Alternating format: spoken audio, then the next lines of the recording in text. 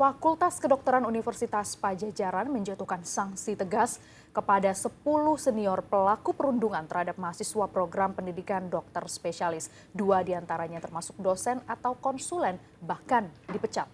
Sementara itu Polrestabes Semarang juga membentuk tim khusus untuk menyelidiki dugaan perundungan di balik kematian mahasiswa PPDS Universitas Diponegoro.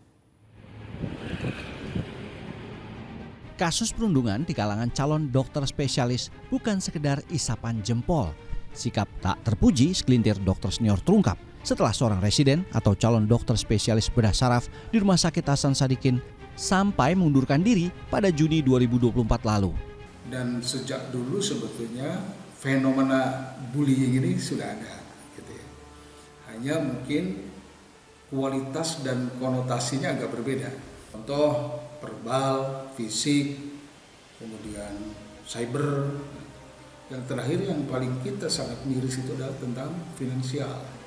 Universitas Padjadjaran pun menjatuhkan sanksi tegas terhadap 10 dokter senior pelaku bullying kepada para calon dokter spesialis.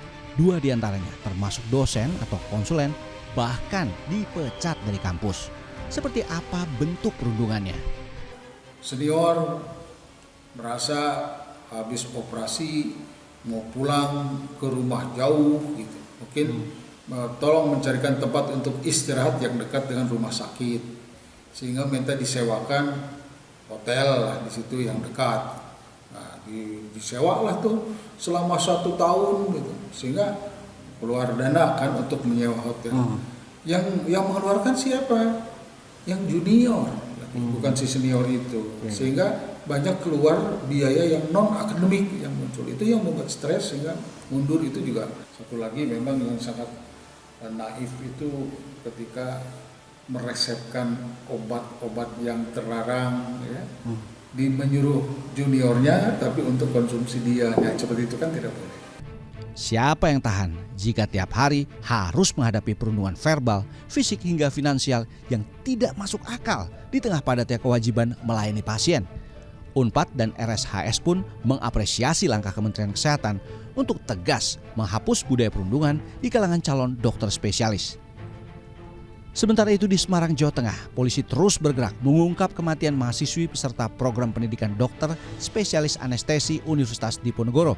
Tim khusus pun dikerahkan untuk menyelidiki dugaan bunuh diri dan unsur perundungan senior di balik kematian calon dokter spesialis di RSUP Karyadi yang baru berusia 30 tahun itu. Apakah ini kelalaian atau memang niatnya untuk bunuh diri? Nah, penyidik sekarang dari Polrestabes Semarang juga sudah kami bentuk tim untuk menggali informasi terkait dengan adanya dugaan perundungan. Tim sedang bekerja. Kemudian minggu ini kita akan melakukan pemeriksaan terhadap circle teman-teman almarhumah, kemudian orang tua, sahabat-sahabat sesama dokter. Universitas Diponegoro sebelumnya membantah jika korban yang ditemukan meninggal dunia di kamar kosnya mengalami perundungan. Namun Kementerian Kesehatan telah menerima banyak laporan dugaan perundungan di kalangan calon dokter spesialis termasuk Undip.